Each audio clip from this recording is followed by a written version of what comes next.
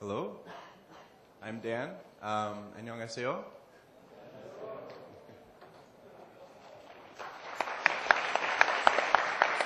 I really hope I just didn't offend all of you by really ruining that pronunciation.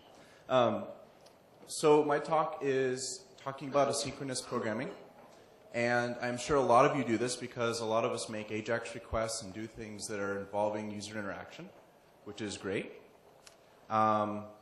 You don't need to worry about where I'm from because we can talk about that later. So JavaScript is asynchronous, as we know, and this is something that you probably do a lot, which is make an AJAX request. And you go to the server and you get something, and then when that's done, you use that data in some way. And we make AJAX requests, but we often have an application that's working around that information. And so in this case, we have a function called goGetIt. And this function is going to create a variable. What we want to do is we want to go to the server and get some information and act on that information. So this is a typical attempt at that, where someone will go to the server, on the success of that, assign data to what got returned, and then try to use that data, like on line 15, they'll try to get that information out. But unfortunately, it returns undefined. And that makes total sense when you actually think about it in the sense of how JavaScript is interpreting this file. Because, of course, it's like ordering pizza for delivery and running straight to the door as soon as you order it and expecting it to be there. And of course, you have to wait for it to be prepared and delivered to you. So we need to understand this asynchronous problem. Regular code is executed synchronously, right after the other. In this case, this would work exactly as you would anticipate. But we don't know the unknowable. So when will the user click that button? When will that AJAX call actually resolve? When will that image download? When will that iframe populate? All of those things that can happen that you just don't know when. So let's assume we have a plugin on our page, and it's going to be a form validator. So it's going to take a function to see if a form is valid when we submit. And so without anything asynchronous, we could probably do something like this, where we just get the contents of the form, we get the name and the email address, and we just return if that was present or not. But let's try to do something asynchronous, where make room for that. Where we'll have a variable called valid on line 6.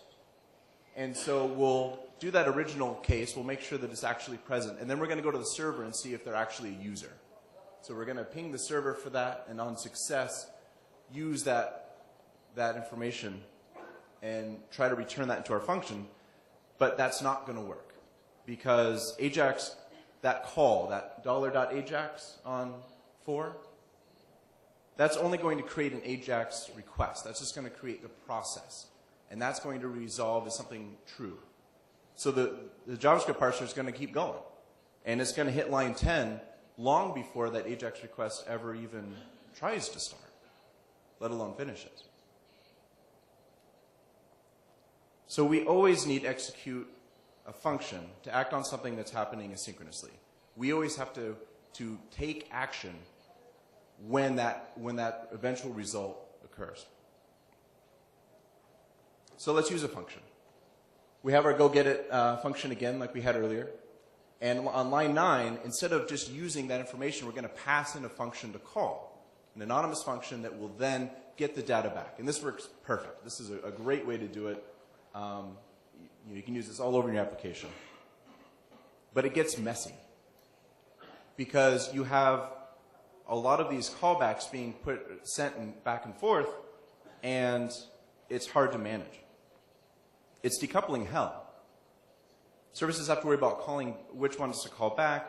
Failures becomes a hassle, and it's hard because it's not portable. It's not as easy to have one part of your application talk to another part of your application. So we need something that manages our callbacks, that can handle success and failure, that can be passed around between elements of our application and is consistent, has an API that's consistent for us to use. So meet deferred. So deferred isn't actually a English word either. It's defer, to defer is to do something later. And so this is our way of saying it's a thing that handles stuff that will happen later. And it holds success callbacks and it holds failure callbacks. And it can call either of those. So if you had 2 buckets and you filled them up with success and failure, you can decide which one to tip over, so to speak. So let's see what it looks like. We created a deferred on line 2. On line 4, we pass in a function to call when that's actually done, when the deferred is done. And we just log that text there. And then on line 8, we resolve that deferred. We say it's done. And so you see the result on the top worked. There's a few parts of a deferred. You have done, which you just saw, which is how you pass in a callback that executes when it's done. Fail, same thing, takes any number of functions to call when it's fail. And then progress is when the deferred throws a notify, or is I'll get into that later. Hard way to say. Then is half convenience method, in that it takes a done callback and a fail callback as argument 1 and 2. And then always is a convenience method that runs on either done or fail. We're going to talk about then a little bit more because it's a little bit different now in jQuery 1.8. As far as the actual deferred goes, it's what controls the state of all of those callbacks and success and failure. So it has resolve, which is what's going to say that the deferred was successful. And it also has resolve with, if you need to assign context to this variable in that. Reject is the same thing, but for failure. And then notify, which fires that progress handler that we talked about in the last slide. But there's the promise, which is the best part. So we're going to talk about promise in a little bit, but I want to touch on the done and fail syntax here. So in this case, we created a deferred, and just like last time, we're going to attach a function to done, and we can do that twice. We could do that as many times as we need to. And then when we resolve that with text, it works. And you can see that function was called both times with first and second. And fail the same way. If we created a function to be thrown into done, and then a function to be used for fail, so line 4 and 7, when we reject that deferred, we say that it failed, and we give it a value that it failed with, only the fail callback gets executed, as you can see up top. So we also could have written that like this with then, where we could use the first argument as the success and the second argument is the failure on that. Same thing. But let's talk about promises. Because this is no good if it's just this one object that we use here. We want to be able to use this around in our application and have something safe. And so in this case, we have a function that's going to do something asynchronous. And so that function on line 1, it creates a deferred, and after 5 seconds is going to resolve that deferred and return a promise. And all the promise is actually just an object. It's just an object that has the public part of that deferred, just the done and the fail. It can't resolve or reject. And then on line 12, we call that function, which, as we just talked about, returns a promise. And so now we have those methods available, done and fail and progress. And so we can use a function in there to log that data. And you can see on top that it worked. Actually, I'll go back to it, and it should work after 5 seconds. Boom, done. There might be or a little hard to wrap your head around it when you're thinking about using this in an application. It exposes a public API to the deferred. So think about this as a safety issue. You want a public interface to your code, and it can never resolve or reject anything. So that's again a safety thing. But it can still add those done and complete handlers, so it can act on that resolution or that rejection. So the deferred can add callbacks. It can resolve and reject. It can promise. It can give you that object that's safe. And the actual promise, it can add callbacks. It can't resolve. And it can also check the status too. Actually, both of them can do that. So a promise has those same methods we talked about: done, fail, then, and always. Also has progress. And so that's what runs when you use notify on the deferred. It'll pass it, or it'll run any of those handlers. And we can check the promise with these methods: is rejected or is resolved. But the best one uses state, because that just gives you a string of what's going on. So it just gives you pending, rejected, or resolved. So in your application, you can just see what's going on. And it's just like everything else in jQuery, you can chain it, which is fantastic. We have our function that's called didit, which is just going to log something on line 1, and for a function called failed. And so we can just chain a whole bunch of callbacks if we needed to. And all of those are going to fire in the appropriate ways you can see up top.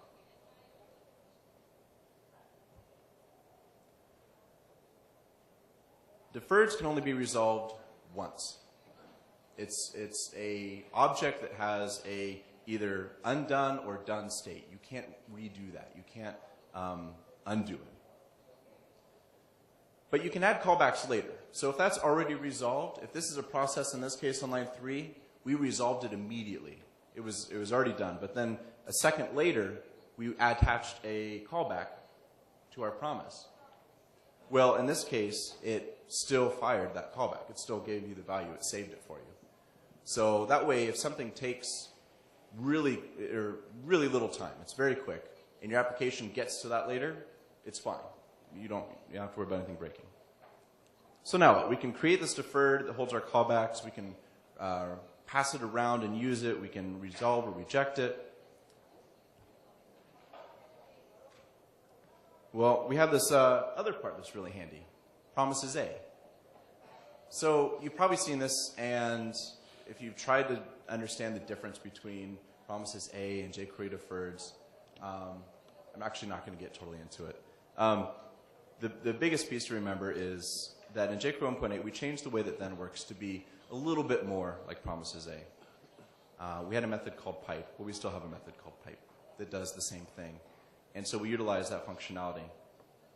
And what this means is if we had a function that did something later, so we have this do later function on line 1, and after some undetermined amount of time, that time variable, it will resolve, and it'll just pass that time back. So really simple demo function, but hopefully this will help illustrate the point. So we create a promise with the line 2, our original equals do later. So after 3 seconds, that's going to resolve, and that function returns a promise, so we can use it. And then on line 3, we make original plus, and that says when original is done, then do later, but return that into the original promise. So we're returning a new promise on line 6, and that new promise is added to original and assigned to original plus. So basically illustrated on lines 9 and 13, where original happened after 3 seconds, and original plus happened after 9, because it was the eventuality of the 3-second deferred, and then it returned a new deferred that was, let's see, this will highlight here. There we go. New deferred that was the val times 2. So it waited 3 seconds, that happened, then it waited 6 seconds, and then after 9 seconds, it completed. So it gives you a way to do additional asynchronous actions if you need to. And what happens at the very end of that, which is the eventual assign here, this gets that eventual action that you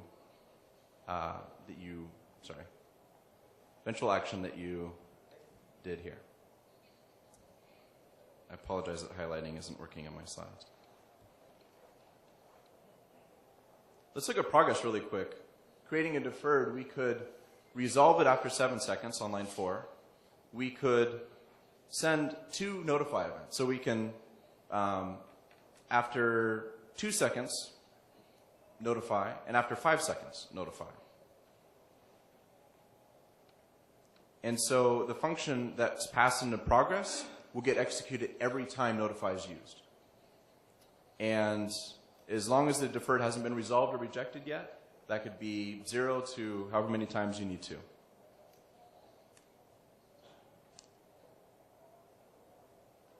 So let's talk about Ajax, because that's something that's very asynchronous that all of us use. And Ajax returns the JQXHR. It's like a regular XHR in JavaScript, but we've tried to make it better. Actually, Julian made it better, who you'll hear from later. He's going to talk about it, which is awesome because it's really great. But one of the best things in the context of what we're talking about is that it implements deferreds internally. And so right away, if you make an Ajax request, you can use .done and fail. And so right here, we get stuff from the server and log it. And you see up top, that worked.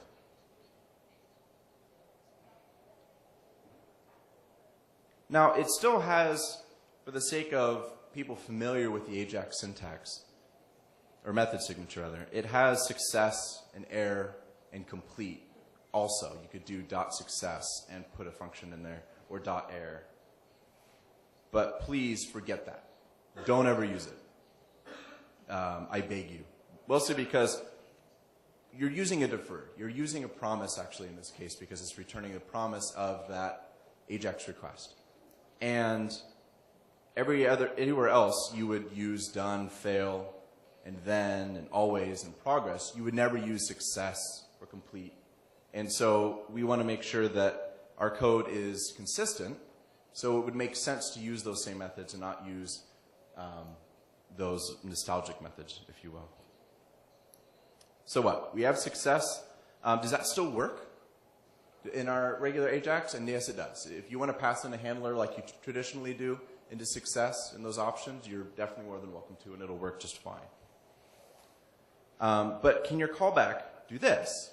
We have some function that does an Ajax request. Now we can just return the Ajax request. We could return that JQXHR. And so anywhere in our application, like right now it's just on line 8, but this could be in a whole other part of our application, and we just got this Ajax request, we can use it. You don't have to worry about what's going to actually happen inside that function on line 1. So let's say we have another asynchronous problem. We want to create an iframe. And that's in one function. It just creates an iframe. But then in another function, we actually want to use that iframe. We want to populate the contents of it. So let's make a function that does that. Create iframe. And it creates the element. And we're going to give it a source of sandbox.htm. This is actually how the slides work, by the way. These slides are all iframes. And so I actually had to tackle this problem making the slide deck. So we create the iframe, and then we append it to the document body, and we return it, which sounds completely reasonable. And on line 9, when we go to log a function that we expect to be there, it's undefined, as you can see up top. Why?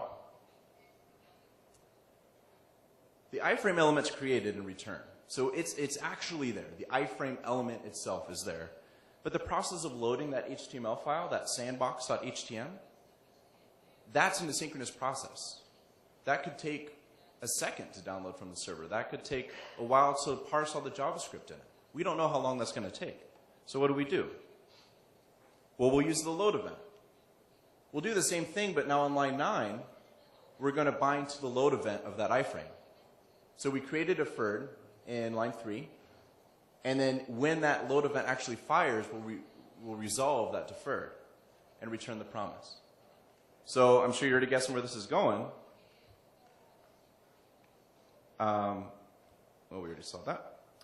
We can now just have a function that creates an iframe. It exposes .done with that promise, and we can now use that iframe's content. And so the type of that element we were looking for before that was undefined, it's a function now because it's actually present. We can actually use it and get it. But we're programmers and we like to be lazy. We don't want to have to do a lot of work. And so I want you to meet when. This is a wonderful utility that is designed to group asynchronous actions and deal with them resolving. It'll take any number of arguments and wrap them in a deferred. So think of them as an automatic deferred. So if we have a function that's going to get a name from the server, it's just going to get a random name from the server. And on line 5, we're going to use when. So it's $.when is the syntax. And we'll throw in the function that gets a name, a string, the function again, and just an object, just random stuff. And you can see that all of those get passed into that success function, or that done function here on line 6.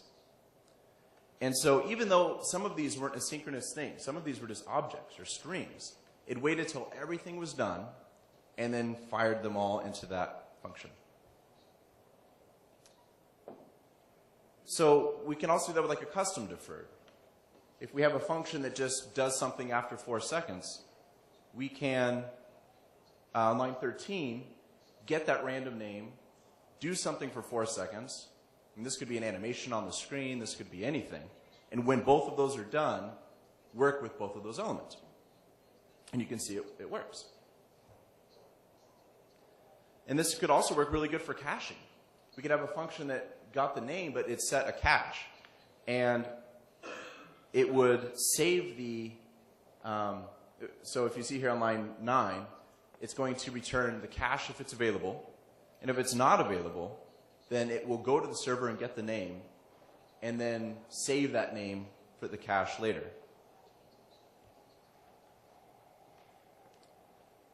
So now, when we look at this in our application, from using it from that standpoint, either way we're getting a promise. No matter what happens, if it's a cached item that's an actual synchronous thing, or if it's some asynchronous process, our application doesn't need to know that, doesn't need to care. And so in this case, when we go to the server and we use that getName function, we do it twice. So we do, on line 1, we get name, and when that's done, we do it again, we get the same name because it cached it. And we didn't have to know that. We didn't have to think about it. That's somewhere else in our application. But that's not it. Animation is also an asynchronous thing because it's never quite perfect to timing. And it's something that you normally want to do multiple things at the same time. So typically, you would create an animation, and you could use the complete handler that's built in to animate. And that'll fire for every single animate that happens. But maybe you don't want to do that.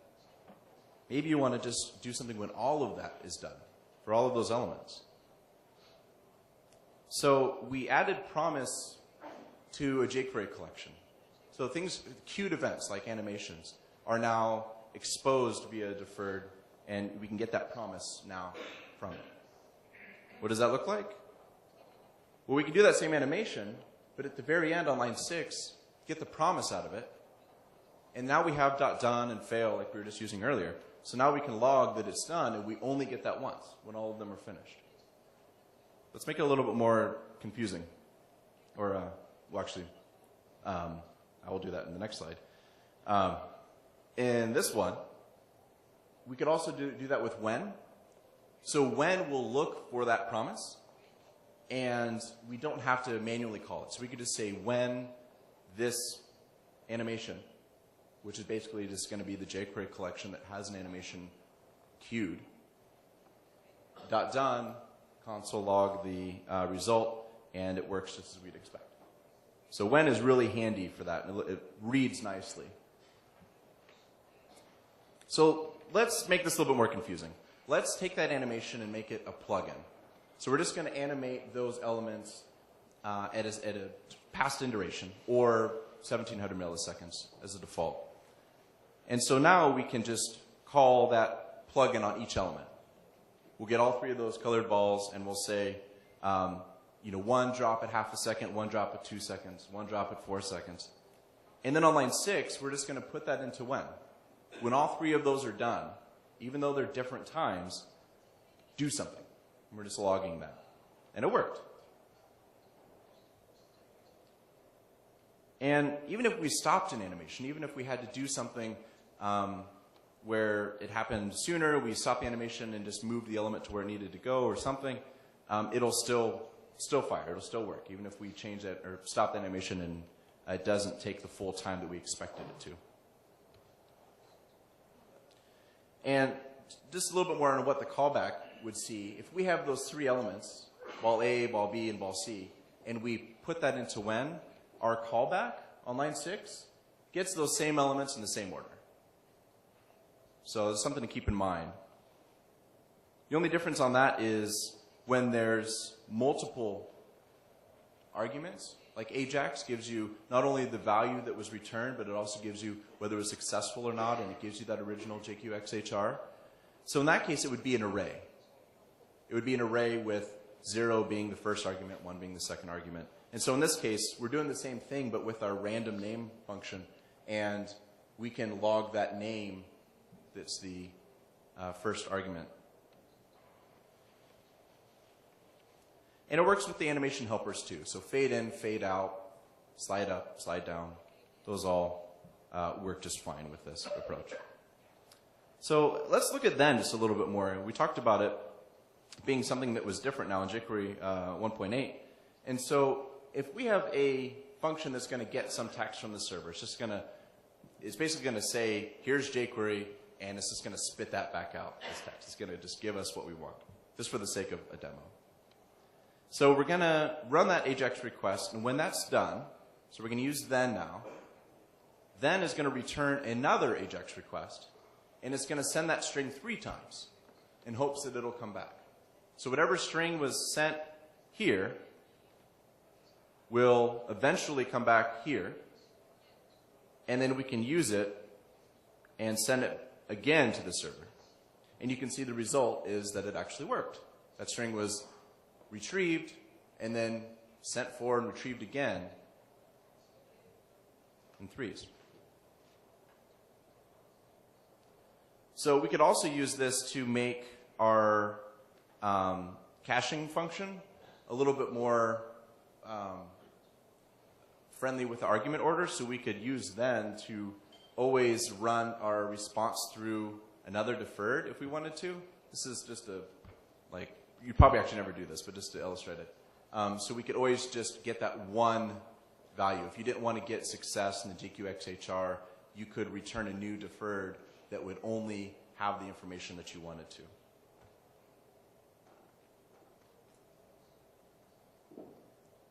So always works for both, as we saw. So in this case, I'm just using it to log the name. And so after half a second, if we run this function here, you see that that comes out both times. With our previous example, it wasn't the array order that we needed. It was just A and B instead of A index 0 and A index or B index 0.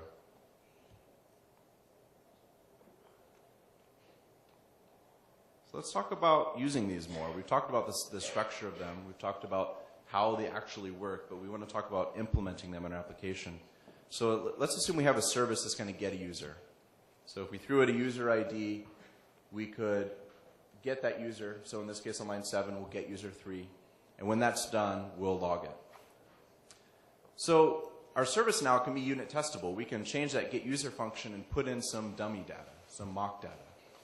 And we could just put in something that we can test our application. And now, on line 5, when we get user 3, we actually get some information that we care about.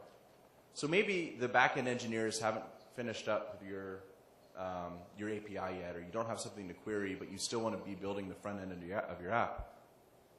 You could create this to serve some dummy data, some mock data, and wait for that to finish and do some testing, which is great. So you could use this for templates, where you have something where a user takes an action, and you need to get a template from the server if you haven't already. And you also need to get the data for that template, and then render it. So that you have 2 asynchronous processes, and then a process to actually create it.